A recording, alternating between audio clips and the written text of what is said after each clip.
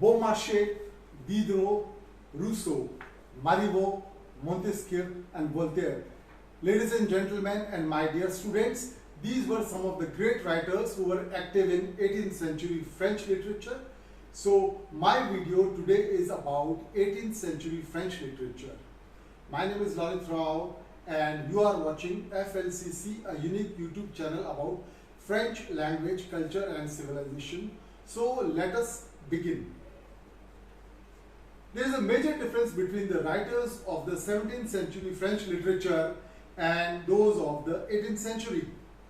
While the writers of the 17th century in France had been above all psychologists and moralists, they were concerned only with the improvement of individuals. The writers of the 18th century in France were more sociologists, having in view the renewal of society. These writers were men of action who abandoned poetry for prose, whose practical utility seemed more to them. In their style, they preferred the short, alert, sharp-witted phrase to the ample oratorical period.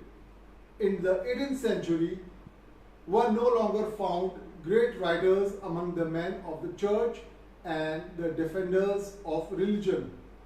There were only a few respectful Christian writers like Montesquieu and Buffon, whose religious ideas didn't penetrate much of their works. We had writers such as Voltaire and Jean-Jacques Rousseau, who were simple deists, and above all there was a whole group of philosophers frankly hostile to religion, the encyclopedists Diderot, Helvétius, Baron d'Holbach. In the 18th century France, free thought was no longer afraid of spreading out in broad daylight. So, ladies and gentlemen and my dear students, this was a brief introduction to 18th century French literature. Now I am going to talk to you about the first important writer of 18th century French literature, Alain-René Lesage, who was born in 1668 and who died in 1747. Alain-René Lesage was a novelist and a playwright who attended the Jesuit college at Vannes, studied law and settled in Paris. His continuing celebrity is due to two novels and comedies. As a novelist, Alain Lesage began with the Lettres, galantes d'Aristote and Les nouvelles aventures de l'admirable Don Quichotte de la Manche, 1704, a largely original work inspired by a sequel to Cervantes. Alain-René Lesage's masterpiece, Histoire de Gilles Blas de Saint-Yann, was published in 3 installments between 1715 and 1735 and achieved immediate and lasting success. Lesage was also a prolific writer for the theatre. His first success was Crispin, rival de son maître, performed at the Comédie Française in 1707. Alain Lesage was a writer of his time, an artisan of letters and a supporter of Moderne in the Quarrel. He wrote for a broad public, and Gilles Blas in particular was appreciated by readers of many countries for 2 centuries. The second important writer of the 18th century was André Chénier, who was born in 1762 and who died in 1794. André Chénier was the most gifted French poet of the 18th century. When he died a victim of the revolution, his poems were unknown. They were published for the first time in 1819. For poetic as well as political reasons, André Chénier was adopted by the Romantics as a heroic precursor, and a noble legend formed about his name. As an atheist and fierce critic of the abuses of the Ancien Régime, he welcomed the revolution. Chénier's surviving work is full of unfinished sketches, including prose works, notably an essai sur les causes et les effets de la perfection et de la décadence des lettres et des arts. He knew Greek literature exceptionally well His small body of finished poetry includes the beautifully orchestrated bucolic, personal elegy, epistles, epigrams, and odes. During the Terror, André Chénier lay low outside Paris but was arrested, held in Saint-Lazare prison, and executed 2 days before Robespierre's downfall. Abbé Prévost is the third important French writer of the 18th century. He was born in 1697 and he died in 1763.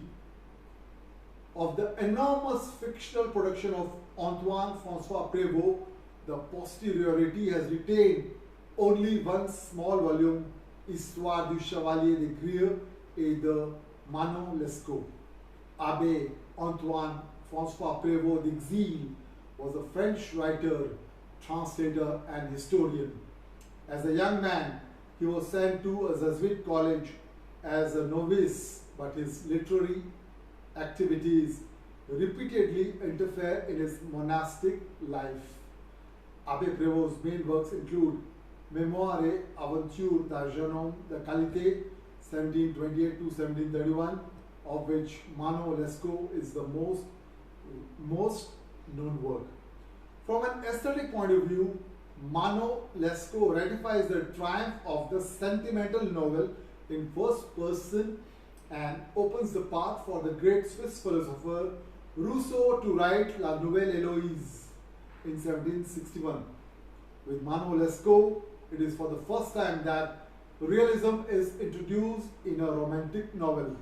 For the first time, a writer presents a couple in love, mad about money and sexually dissociated from passion is presented as market value.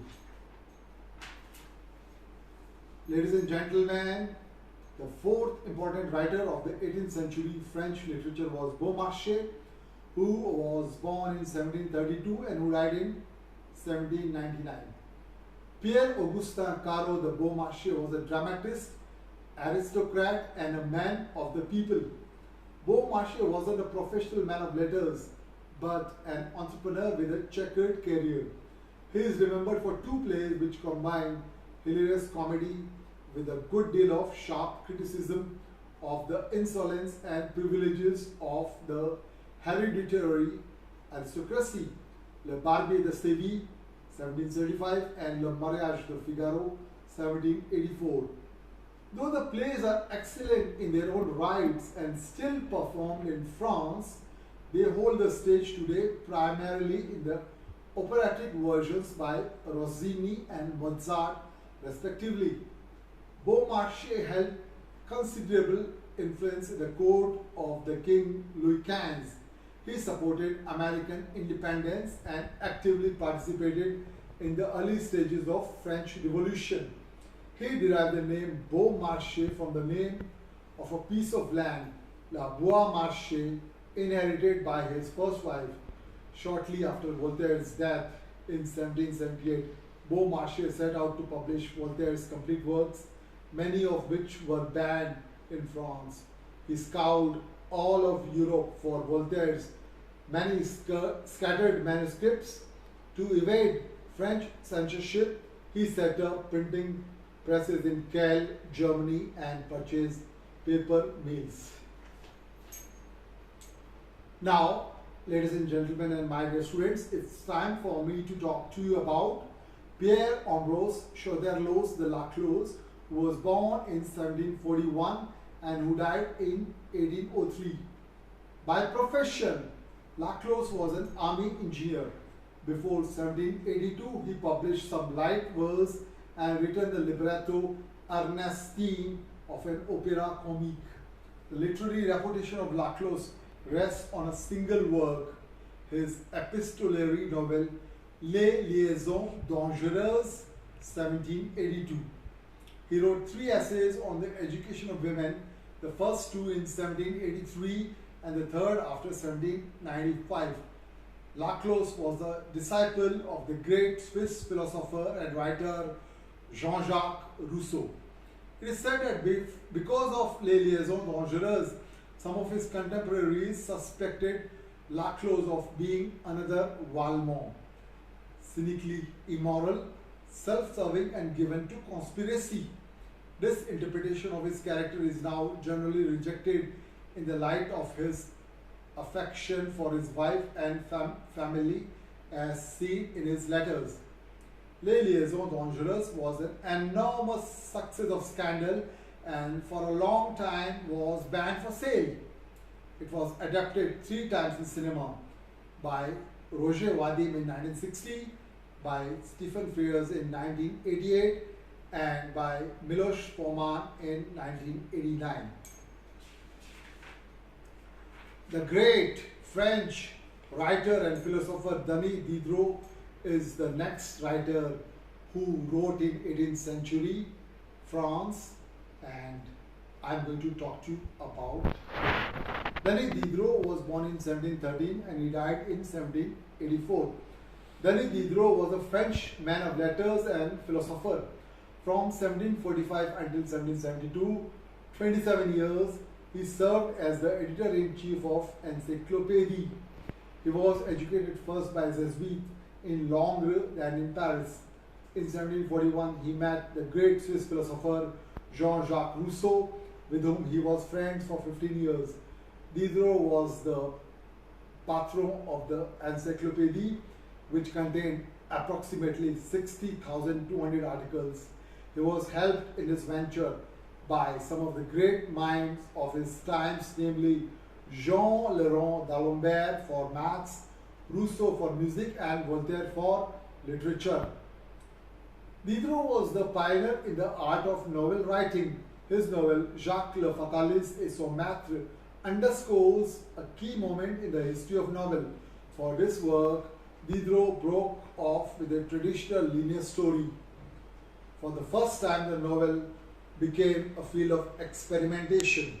Some of Diderot's famous works include Le Nouveau de Rameau, 1762, Jacques le Fataliste, 1773, La Religieuse, 1760, Pensée philosophique, 1747, Lettres sur les aveugles à l'usage de ceux qui voient, 1749. Now, ladies and gentlemen and my dear students, I am going to talk to you about one of the most important philosophers in the world. Jean-Jacques Rousseau was born in 1772 and he died in 1778. No other philosopher's biography is perhaps so famous as that of Jean-Jacques Rousseau. He made his life the subject of a number of his writings, including his great autobiographical work, Les Confessions, 1782. Jean-Jacques Rousseau was born in Geneva on 28 June 1712. His mother, Suzanne Rousseau, died when he was young. He was initially brought up by his father, Isaac Rousseau, a watchmaker. Rousseau left Geneva when he was 16 and traveled around France, where he met his benefactress, Baroness Madame de Warrens, who gave him education that turned him into a philosopher. Rousseau was the winner of the art of novel in 18th century. His work La Nouvelle Héloïse is a great novel about love.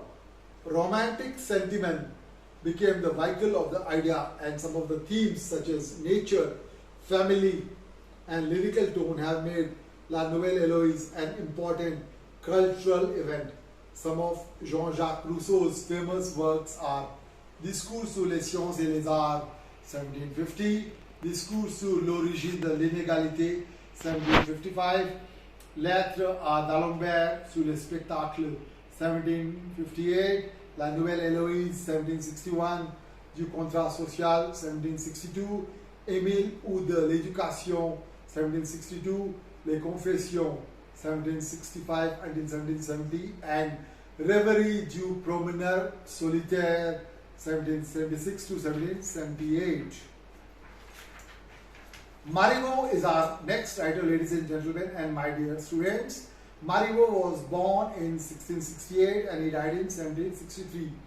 Pierre Carle de Chamblin de Marivaux was a French playwright, novelist and journalist whose work is characterized by an extreme subtlety of language and feeling.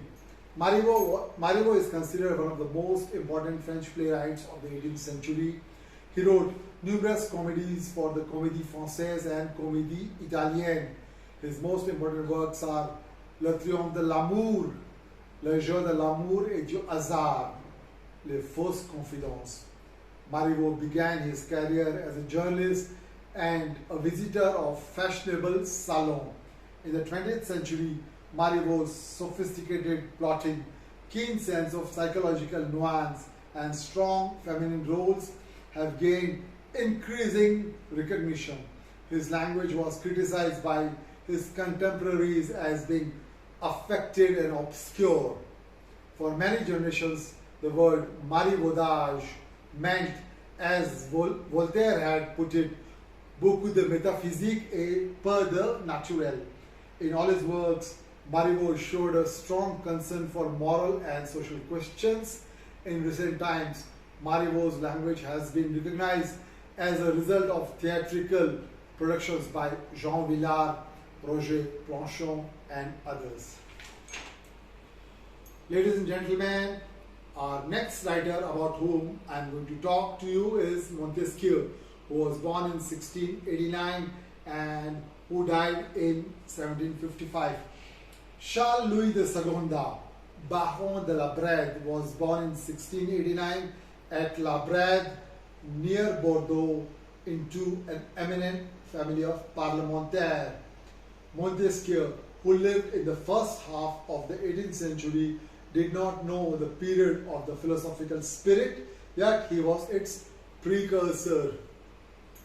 He was also the initiator of political science based on a rigorous observation of political societies and different political regimes. Montesquieu made his name as a writer with the publication of Lettres, 1721, in which the correspondence of two Persian visitors to Paris occasions a satirical view of French legal and political institutions. His masterpiece, The L'Esprit des Lois, 1748, was the first European work to employ a recognizable sociological method. It analyzed a variety of political institutions and advocated a liberal constitutional monarchy on the English model. Ladies and gentlemen and my dear students, it's time for me to talk to you about the last, that is 10th important writer of the 18th century French literature. I am talking to you about Voltaire, who was born in 1694 and died in 1778. French philosopher and social critic, Voltaire was the major figure in the circle of Enlightenment writers. In a corrupt and parochial French society, Voltaire championed reason, cosmopolitanism, justice, and human dignity. Voltaire was welcomed in the free-thinking circles of the Parisian society, but was committed to the Bastille for his satires in 1717 to 1718, and again exiled to England in 1726 to 1729. He is hailed as the inventor of the philosophical tale, notably Candide and Zadig, in which the rapidity, cleverness, and precision of his mind are put to the service of elaborating a rational protection against the basic evils of life. Voltaire was also a fearsome polemicist. He used all forms, letters, pamphlets, satires, tales to defend and propagate his ideas. So, ladies and gentlemen and my dear students, these were top 10 important writers of 18th century French literature. I hope that you have liked this video, and if you have liked this video, please like it, share it, and subscribe it with others. Merci beaucoup, and I wish you bonne chance.